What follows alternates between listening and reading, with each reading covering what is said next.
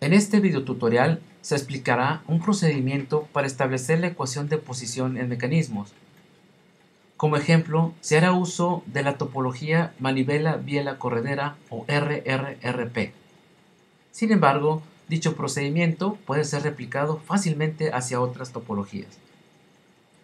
Como primer punto, tenemos que determinar el número de grados de libertad del mecanismo. Estos podrán definir el número de coordenadas que requerimos para poder alimentar a un mecanismo y que quede definida toda la movilidad del mismo. Para ello, se hará uso de la siguiente ecuación, donde n representa el número de eslabones del mecanismo, incluyendo el elemento fijo, m representa aquellas juntas que reducen en 2 los grados de libertad y p aquellas juntas que reducen en 1 los grados de libertad. Ahora hay que definir las variables topológicas. Estas variables permanecen constantes durante todo el movimiento del mecanismo y pueden ser las longitudes de los eslabones, la localización de los pivotes fijos y aquellos parámetros que definen las deslizaderas. Ahora toca el turno en definir las coordenadas de posición de los eslabones del mecanismo. Para ello, usaremos coordenadas de posición angular para las manivelas y bielas y coordenadas de posición rectilínea para las correderas.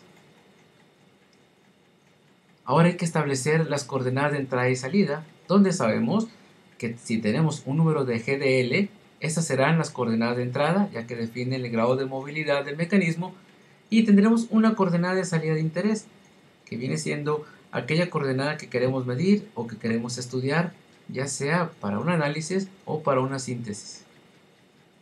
Hay que dibujar los diagramas vectoriales de posición haciendo referencia a las juntas cinemáticas. Si tenemos una junta en la cual se va a medir su posición a partir del 0,0, entonces el vector de posición lo llamaremos absoluto. Por ejemplo, para A, RA, para B, RB y así sucesivamente. Sin embargo, para las juntas que representan a un eslabón, por ejemplo, como las bielas, en donde dichas juntas van a tener una posición relativa, entonces a un vector que va, por ejemplo, de una junta A hacia una junta B, lo vamos a llamar el vector posición B visto desde A y lo representaremos como RB-A. Ahora hay que establecer las ecuaciones vectoriales de posición. Estas se van a obtener a partir del diagrama vectorial. Y hay que respetar el orden de los vectores y el sentido de los mismos. Posteriormente hay que solucionar las ecuaciones vectoriales en el orden indicado de la solución, usando preferentemente una reducción a una ecuación escalar. Se pueden utilizar diversos métodos para solucionar la ecuación vectorial.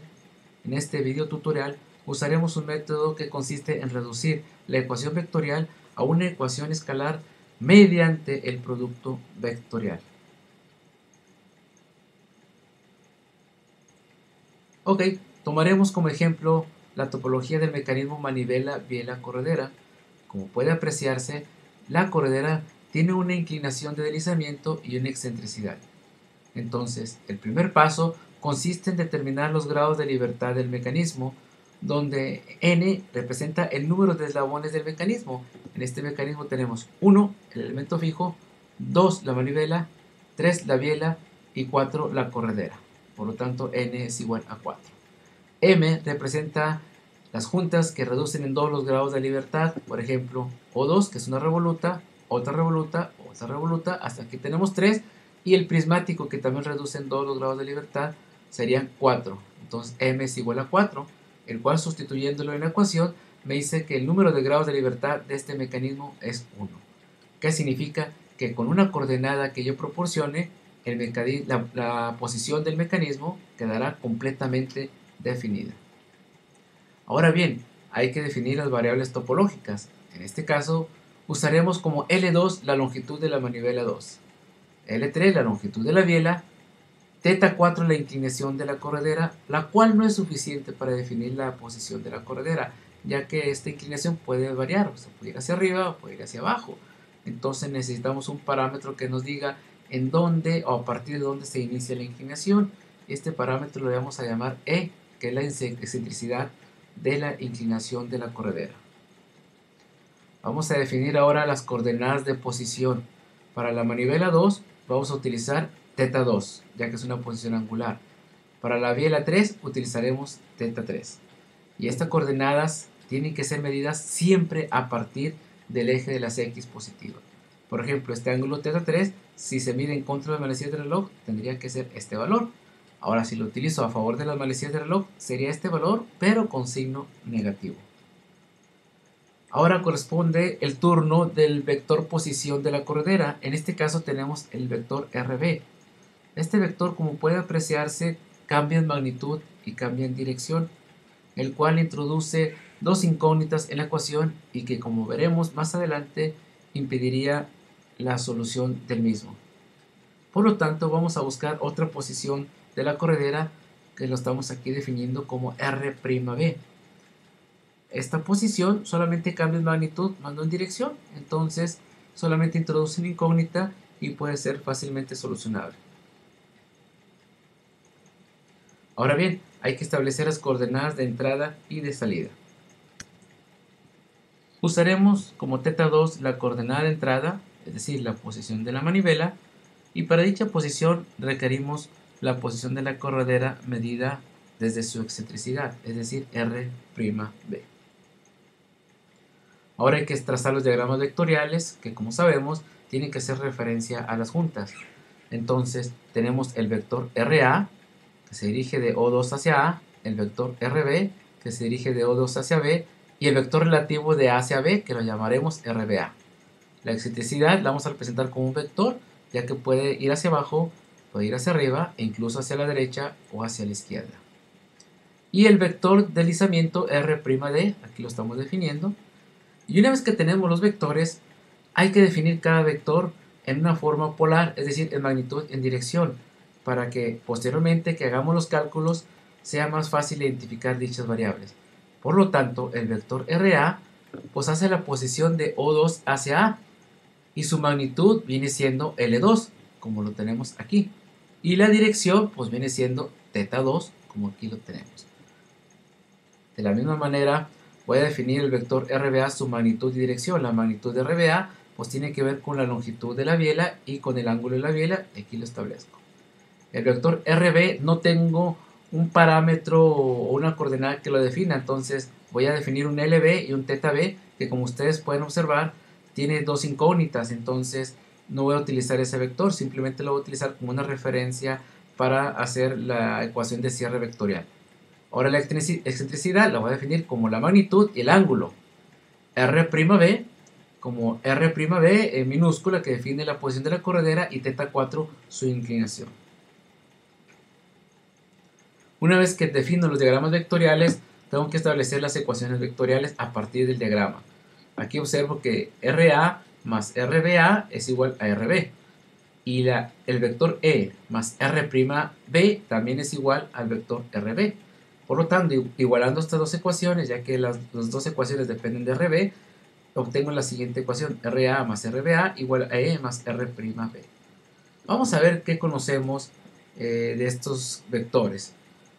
Una vez que se proporcionen las variables topológicas del vector RA, que depende de la longitud de la manivela y del ángulo de la manivela, se supone que son proporcionados, por lo tanto se conoce su magnitud y dirección. La excentricidad es un parámetro que depende totalmente de la topología, debe ser completamente definido. El vector RBA en longitud no cambia, pero en dirección va a estar cambiando y esa dirección es desconocida. Ahora nos vamos al vector R'B. El vector R'B representa la posición de la corredera. Como este va a variar en magnitud, entonces es desconocido en magnitud, sin embargo en dirección siempre va a ser conocido. Tiene que ver con la inclinación de la corredera. Entonces, como se tienen dos incógnitas, que es teta3 y R'D, la ecuación tiene solución. Como se requiere R'B, entonces vamos a eliminar teta3 usando la reducción por medio de la multiplicación escalar. Para ello se va a despejar Rb vista desde A, y como RA y E serán vectores conocidos, entonces para solucionar el problema de posición se van a agrupar estos dos vectores en uno solo y tener solamente tres vectores en una suma vectorial y resolverlo fácilmente mediante el producto vectorial. ¿Ok? Entonces definimos el vector R como E menos RA. ¿Por qué menos RA? Porque estamos pasando el vector RA hacia el lado derecho de la ecuación. Por lo tanto, la ecuación va a quedar de la siguiente manera. RBA es igual al nuevo vector R más R'B. Tenemos tres vectores, entonces la reducción se nos va a facilitar mediante la multiplicación usando el producto escalar. Recordando las variables, ¿ok? Multiplicamos RBA por sí mismo, RBA por RBA, luego R más R'B por R más R'B. De tal manera que RBA por RBA, como es un vector que se multiplica por sí mismo, entonces el resultado es su magnitud al cuadrado. R por R es su magnitud, que vamos a llamar por lo pronto R minúscula, y ahorita la vamos a definir. R'B por R'B, si está definido, aquí está, R'B por R'B, su magnitud al cuadrado. Y luego sería R por R'B y R'B por R, como sabemos que conmutan, sería dos veces R por R'B por el coseno de la diferencia de los ángulos, ¿ok? Y podemos observar que al mandar L3 al cuadrado hacia el lado derecho de la ecuación, me queda una ecuación cuadrática donde R'B pues es la coordenada a calcular y está en la forma cuadrática, por lo tanto se puede hacer el uso de la ecuación de la fórmula general para una ecuación cuadrática para solucionar dicha ecuación. Y como sabemos, pues va a tener dos soluciones y las dos soluciones son soluciones correctas. Como vamos a ver más adelante, el mecanismo manivela-biela corredera tiene dos soluciones porque tiene dos valores en donde puede estar la posición de la corredera. Procedimiento para el uso de la ecuación, es decir, una vez que tenemos la ecuación, ahora nosotros vamos a proporcionar un procedimiento para que las personas puedan utilizar dicha ecuación para establecer la posición de la corredera. Lo primero que tienen que hacer es proporcionar los datos topológicos del mecanismo, es decir, L2, L3, la excentricidad y θ4. También deben de proporcionar la coordenada de entrada, es decir, el ángulo de la manivela en la cual se desea obtener la posición de la corredera. Hay que determinar la magnitud y el ángulo del vector R. Como R es igual a E menos RA, entonces la coordenada en X, aquí tiene su valor, su ecuación, en la coordenada RY, su ecuación. Asimismo, una vez que tenemos las componentes rectangulares de R, la magnitud se calcula usando el teorema de Pitágoras y el ángulo usando la tangente inversa. Hay que sustituir estos datos en la ecuación cuadrática y solucionar la ecuación cuadrática mediante la fórmula general. Ok, tenemos como ejemplo un mecanismo de cuchilla de corte que se muestra aquí en la figura y me piden para esta topología y para estas dimensiones determinar la posición del pistón de corte, es decir, la coordenada D, cuando la manivela se encuentra a 60 grados con respecto a la vertical. Por lo tanto, según el procedimiento, hay que obtener los datos topológicos del mecanismo, los cuales son la manivela de 30 centímetros, la biela de longitud 100 centímetros, la excentricidad en X es 47.1 centímetros y en Y no tiene excentricidad. Por lo tanto, usaremos θ4 como la inclinación de la corredera a 90 grados. Esto puede presentar una confusión porque si observamos el mecanismo, en realidad la corredera está a menos 90 grados, pero más adelante vamos a ver la conveniencia de utilizar el valor absoluto. Ahora bien, hay que proporcionar la coordenada de entrada a partir del eje X. Por lo tanto, aquí me dan 60 grados a partir del eje Y. Entonces tengo que utilizar el ángulo desde el eje X hacia ahí, que sería 270 menos 60 y es igual a 210 grados. Ahora hay que usar las fórmulas para determinar la magnitud y el ángulo del vector R que se proporcionaron en la filmina anterior. Simplemente hay que sustituir estos datos y se obtiene que la magnitud de R es 74.60 centímetros y el ángulo es 11.59 grados.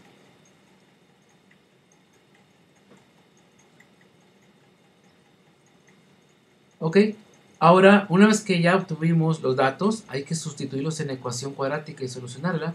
Se sustituyen los datos, ok, y una vez que se sustituyen los datos se tiene la siguiente ecuación cuadrática: R'B al cuadrado más 30R'B menos 4434.84. Solucionando esta ecuación cuadrática obtengo dos valores: R'B1, que es de menos 83.2 centímetros, y R'B2, que es 53.2 centímetros. Los dos son valores correctos. ¿Por qué? Si ustedes se colocan en este nodo, donde hay una unión entre la manivela y la biela, y trazan una circunferencia cuyo radio es 100 centímetros, al trazarla van a intersectar aquí en menos 83.2. Pero si ustedes continúan arriba va a haber otra intersección con la línea de deslizamiento que corresponde a 53.2 centímetros. Es decir, para esta posición de entrada de la manivela, la corredera puede estar abajo o puede estar arriba. Entonces, en nuestro caso, vamos a utilizar la que se encuentra abajo porque es la que me está mostrando la figura como posición de interés. Sin embargo, si hubiera utilizado, en lugar de 90 positivo, hubiera utilizado los menos 90, el resultado sería el mismo, solamente con signos contrarios, es decir, R'B1 83.2 y R'B2 menos 53.2, lo cual es correcto. Sin embargo, no tengo que tomar el positivo en el sentido de decir el pistón está arriba 83.2 centímetros. No, tengo que decir que está abajo. ¿Por qué? Porque ya estoy diciendo aquí que está a menos 90 grados y la solución positiva dice estás correcto, estás a menos 90 grados. Por ejemplo, aquí la solución negativa me está diciendo, hey, no estás a menos 90, no estás a 90, estás a menos 90. Y aquí te está diciendo, correcto, estás a menos 90. Entonces la interpretación de los signos es que si es positivo en la solución que tú requieres, pues es que colocaste el ángulo correcto, si no, pues que va hacia el otro sentido. Ahora, en caso de que necesitamos calcular la posición angular de la biela, tenemos que hacer uso de la ecuación de restricción que ya tenemos aquí. Simplemente utilizamos una de las componentes rectangulares, ya que nomás tenemos una incógnita, ya sea la componente rectangular es en X y la componente rectangular en Y. En este caso, se hace uso de la componente rectangular en X, entonces la posición A en el eje de las X, como es medida desde O2, es L2 coseno de teta 2. RBA, pues es medida de B hacia A, es decir, L3 coseno de teta 3, más la excentricidad X más R'B coseno de teta 4. Con esta ecuación, pues despejamos teta 3 de aquí y se puede obtener el valor de teta 3. Además de obtener el valor de teta 3, ¿qué pasaría si la biela tiene otros elementos soldados a ella? Ya sea que tengamos una varilla o un eslabón sea soldado a la barra 3, o bien unimos dos eslabones hacia la barra 3, la cual formaría un elemento rígido.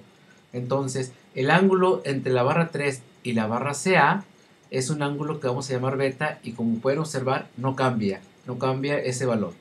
Si nosotros requerimos obtener la coordenada de C, ya sea para un punto de análisis como la curva de acoplamiento o bien porque esta está articulada a otros eslabones, entonces tenemos que definir los siguientes ángulos. Sabemos que a partir del eje X hacia la barra 3 tenemos teta 3.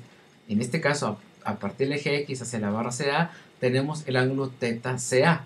Si yo despejo teta CA de aquí, pues yo sé que beta es teta 3 más teta CA. Por lo tanto, teta CA es beta menos teta 3. ¿Para qué me va a servir CA? Bueno, como teta 3 ya lo conozco y beta lo conozco, voy a obtener teta CA y ya obtendría la dirección del vector CA. Por lo tanto, solamente faltaría obtener la magnitud, la cual se puede obtener por descomposiciones rectangulares. Perdón, aquí tengo la magnitud de CA ya definida y tengo la dirección de CA ya definido. Lo que necesito calcular es las coordenadas CX y CY, es decir, la posición de C absoluta, la cual se puede obtener mediante una descomposición rectangular, es decir, el vector O2C es igual al vector O2A más el vector AC. Por lo tanto, CX es igual a X más C a X. A X pues sabemos que es la coordenada de A vista en X, que sabemos que es L2 coseno de teta 2, y LCA pues es LCA por el coseno de teta CA, y lo mismo para la componente Y. Como son completamente conocidos los valores del lado derecho, entonces con esta ecuación yo puedo obtener Cx y Cy.